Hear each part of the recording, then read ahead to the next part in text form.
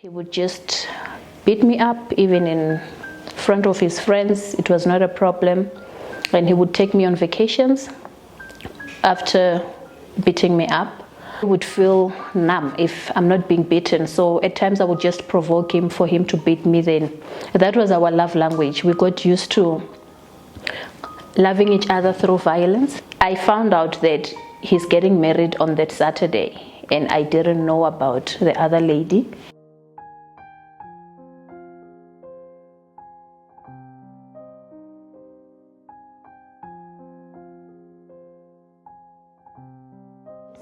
My name is RINAE SENGAE. I was born and bred in Thohoyandou Block F, the fourth child out of 6 kids. I went to Chikeba Christian School. That's where I did my grade R to my grade 12. Then I furthered my studies at Central Johannesburg College, studied electrical engineering. That's where I obtained my diploma in electrical engineering. I further went to Mankosa and I did my advanced certificate in business administration. I am a 36-year-old who survived domestic violence or gender-based violence. I was abused for 2 years by someone that was supposed to protect me, someone that was supposed to love me. Basically what happened is that I fell in love just like any other woman did, and the guy would just literally punch me for no reason. He would take my money. He would sexually abuse me when I'm not feeling like being intimate with him. He would control me and tell me who to be friends with and who not to be friends with. He would beat me up and later on drive me to the police station to open a case against him, knowing very well that a few hours later he would bribe me, then I would go and withdraw the case. So 2 years later, I had to move out of the relationship. So we met in September 2009. The relationship was okay. We went to 2010. We would travel together to see the World Cup. And then in September 2010, that's when everything changed, exactly a year after we've met. But before that, he would emotionally abuse me, but to me, I didn't see that as abuse. I would think that the guy is just being a guy, he's being a partner, he's just trying to reprimand me. And I would always blame myself for how I would talk to him. I always thought that I'm the one at the wrong. So he first started laying his hands on me in September 2010. Apologized and we would be okay. And that's when everything started. He would just beat me up, even in front of his friends. It was not a problem.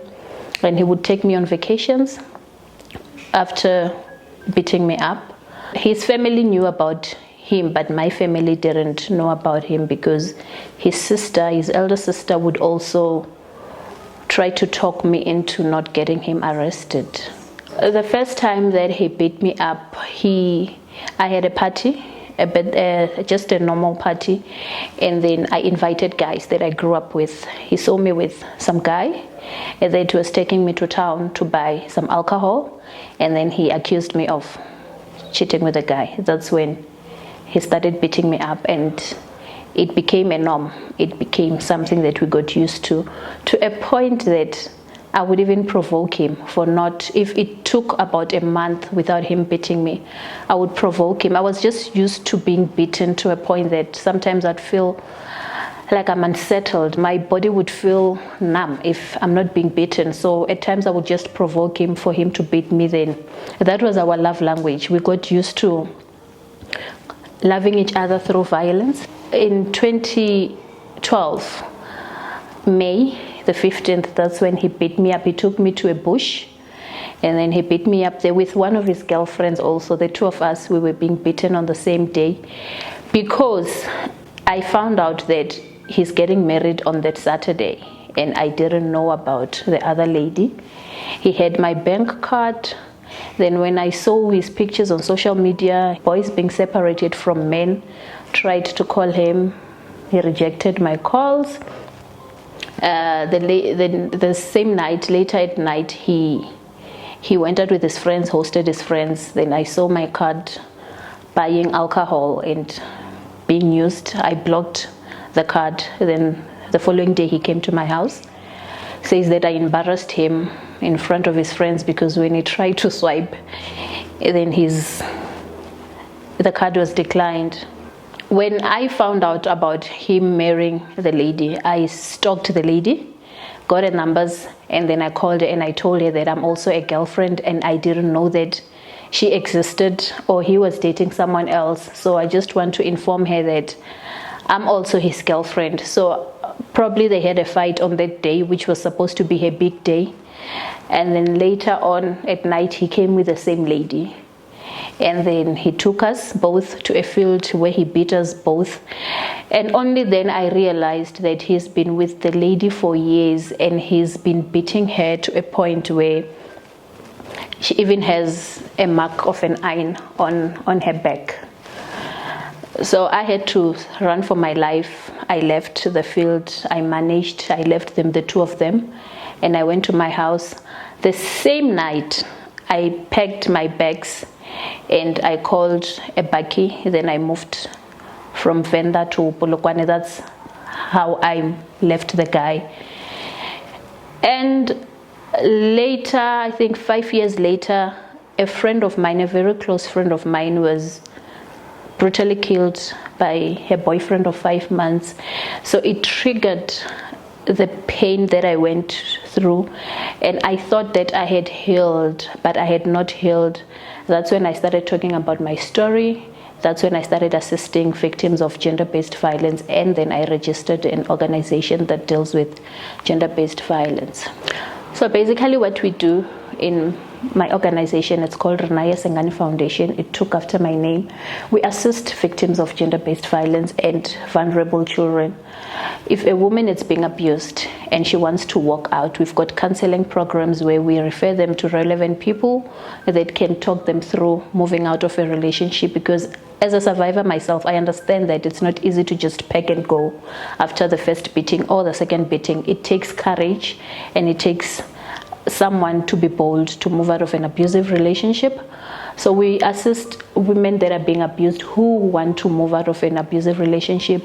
We assist children that are being victimized, sexually victimized, children that are being abused, children that, and we've also adopted a program where we also assist youth who are struggling with drug abuse. So in a case where a woman has opened a case of gender-based violence with the police and the case is not moving, we have partnered with the South African Police Services and the Department of Correctional Services. That's our courts.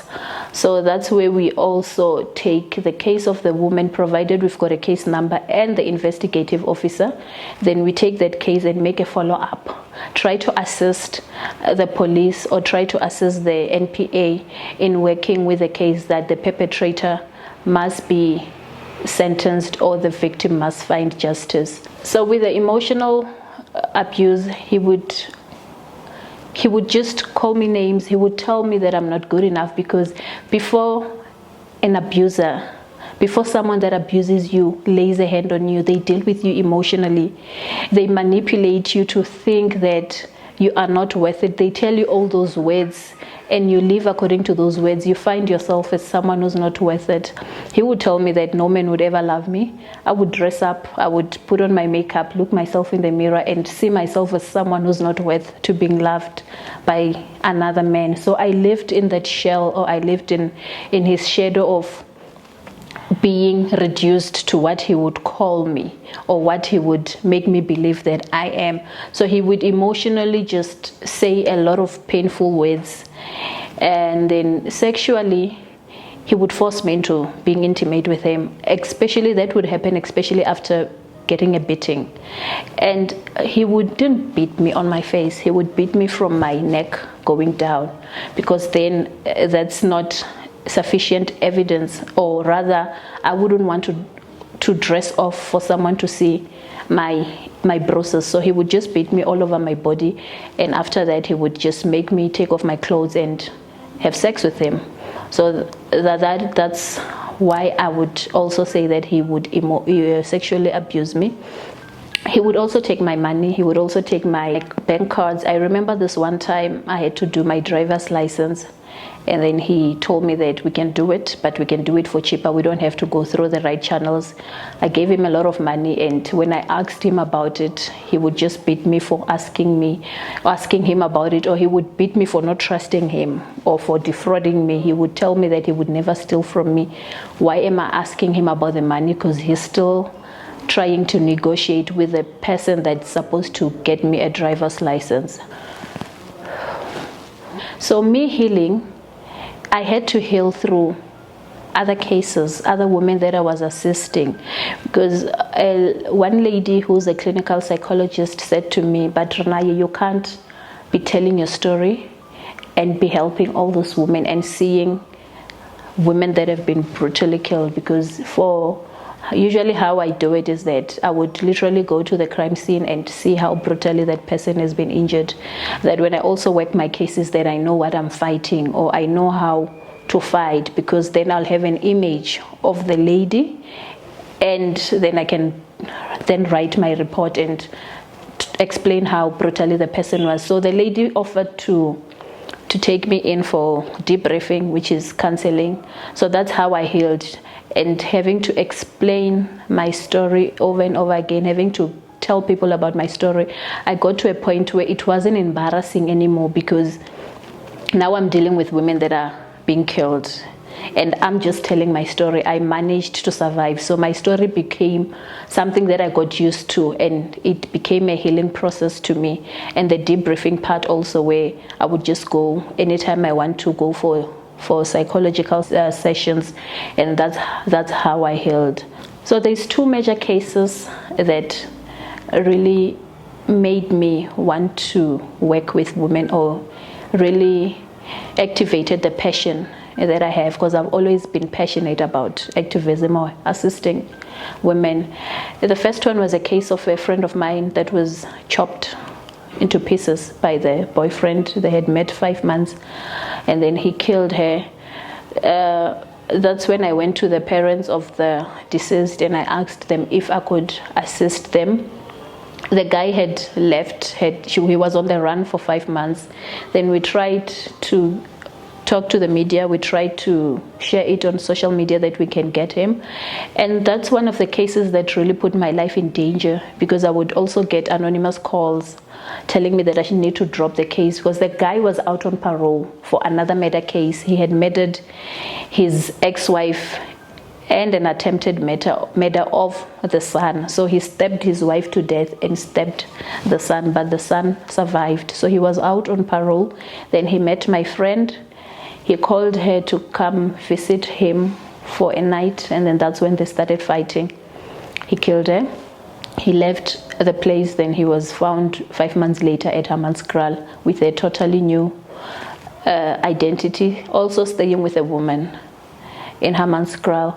So I remember this one time my mom was at the farm, and she was told by someone anonymous, she doesn't want to talk about this, she doesn't want to explain what happened, but she was told to warn me, because if she doesn't warn me, then the next time that she sees me, it's either I will be burying one of my family members, or they will be burying me.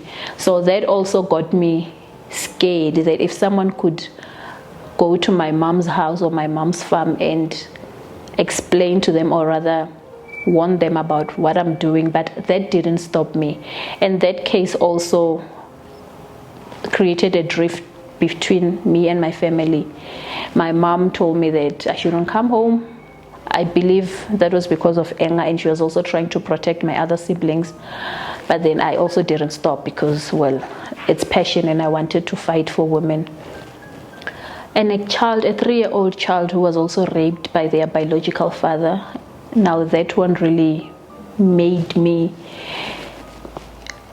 remember all the sexual harassment that I suffered under the hands of my ex, who's late by now. My second case was of a 3-year-old girl who was sexually raped by the father.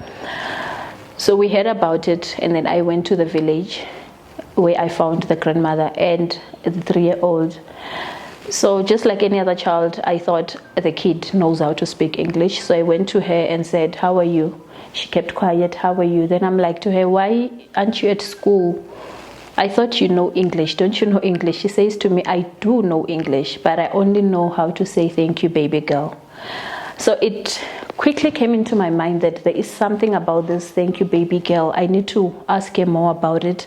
So when I asked her about it, she says that after my dad puts his thing inside me, then he says, "Thank you, baby girl."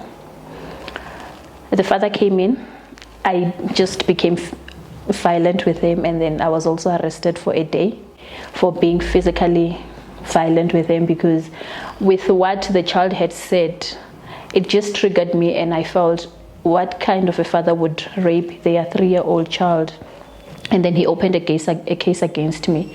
That's when I was arrested, I think for about 4 to 5 hours, and then I was later on discharged, and my case was withdrawn. So we did assist the child, and we took out the child from the father's house, and the child now is about 8-9 years old. She's staying in a place of safety, and the father has been sentenced to 25 years imprisonment. And the mother unfortunately died during COVID, but back then the mother had left the child with the father and the grandmother because she was also being abused, and she had nowhere to go. Like her parents' house was, like the living condition was not right, so she couldn't take the child with her, so she had to leave the child with the father and the mother-in-law. So she died. She had COVID and she died in 2020. And my third biggest case was the recent one. That's a national case. It's a high-profile case. Unfortunately, RINAE was killed by her husband, accused allegedly by the husband. We buried her about 3 weeks ago. So with her, I would assist her to get a protection order against her husband. Before I even knew who the abuser is, I knew the husband, and I didn't know her. I knew the husband. I was more closer to the husband. But when she came to me, she told me that the perpetrator is the husband. I assisted her, and later on, I think after 2 attempts of protection orders, that she didn't go serve. Because what happens with a protection order is that in order for it to be valid, you need to go present it to the perpetrator. He needs to sign it, and then you go to court and have a meeting between the perpetrator and the victim and the magistrate. So RINAE had about 2 to 3 protection orders that I had assisted her to get against the husband. And the most sad part is that on the 27th of January, she went and withdrew a case against the husband. The following morning, she was found dead. On the 28th, she was found dead. She was found in a pit of water, in a toilet pit filled with water. She was dead, and the husband was arrested. He remains in custody, waiting for further investigations. As much as a lot of people were angry about her having to withdraw a case, and a few hours later she was killed, I do understand why she did it, because I also went through the same thing. So with me, I would open cases and later on withdraw the cases, because I didn't imagine myself then living without this guy. I thought that this guy really loves me. That's why he's reprimanding me, and reprimanding me, the only way of reprimanding me, it's violently, or it's through beatings, or it's physical.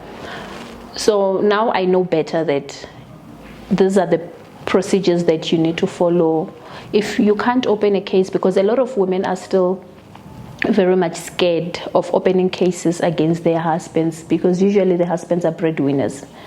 Usually they don't want to be taking care of children while the breadwinner is not there. And I'm sorry to say this, it might sound harsh or insensitive, but most women that are being killed are not women like me and you that are doing something on a daily basis trying to put food on the table. It's women that are not doing anything, women that there is an opportunity for them to do something for themselves, but they just don't want to work because they've got someone that's feeding them. Most of them are beneficiaries of the government grants, your SASA, your 350 rands. So those are mostly our victims that we assist, and when we try to tell them to work, they just have a lot of reasons not to work. So I would also advise that women, if you don't want to get someone arrested, rather get them a protection order against them, because a protection order, it holds more volume than opening a common assault case, because in most cases where you just open a common assault case, it's either you get fined or it gets withdrawn, depending on the injuries that you have, depending on the J88. A J88 is a form that you get from the police, and then you take it to the hospital. Then the doctor gets to examine your injuries or your bruises, how badly you were injured. And if there is nothing really badly, like nothing physical, then the case just goes cold.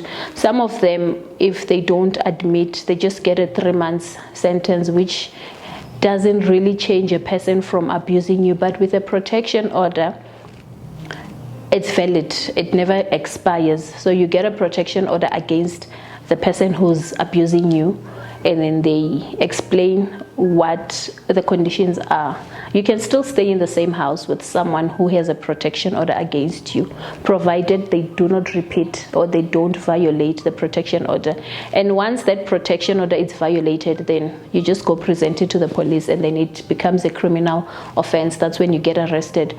So people also that are issuing protection orders, they don't get to explain to victims what a protection order is or how valuable a protection order is. They just give you the paper. I don't know if it's because they also lack information, they haven't been really trained, or they just feel like they don't care to explain to the victims. But I would advise more people to get a protection order. So we help victims of gender-based violence by giving them advices, like I said, making a follow-up on their cold cases, also trying to get them out of toxic relationships. So our organization is a non-profit organization. We are not going to charge you for giving you advice, but also because we are not resourced, there are some cases that are beyond us, some cases that will need the government, some cases that will need the police, some cases that will need social workers. So would usually refer you to the relevant stakeholders that we are working with. Cases like, I would get a call in the middle of the night, a woman is being beaten. That is not something that I do.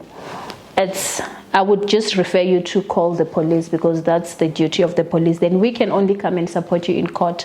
And the more we come to court, like when there is a number of people in court, that's when also the magistrate or the people in court get to see the pressure or the angry people that are outside, and it also gives them pressure to work that case consciously, that they shouldn't give out bail, because usually we fight against bail, because most of perpetrators, you find that after being given bail, they still go back to the territory where the victim is, and that intimidates them a lot. So when we help children, also we've got private homes where we refer them to, because with our government homes, there's a lot of children that are on the list that need to be admitted. And usually with government homes or place of safeties, you find that they're waiting either for a child to graduate. I think the child graduates at 18 years, or they wait for a child to die, and that can't be predicted. So we've got also organizations that take in children and keep them in a place of safety. It's all over the country. It's not specifically in the area where we operate. And then with children also, my organization has adopted about 17 children who we have buried their mothers, who their mothers were killed, most probably by their fathers. So what we do is that in the beginning of the year, we give them school uniforms, school shoes, stationery. If ever there is any special need, like school trips, just for them not to feel isolated from other kids. So we would also try to get them into those trips, pay for them.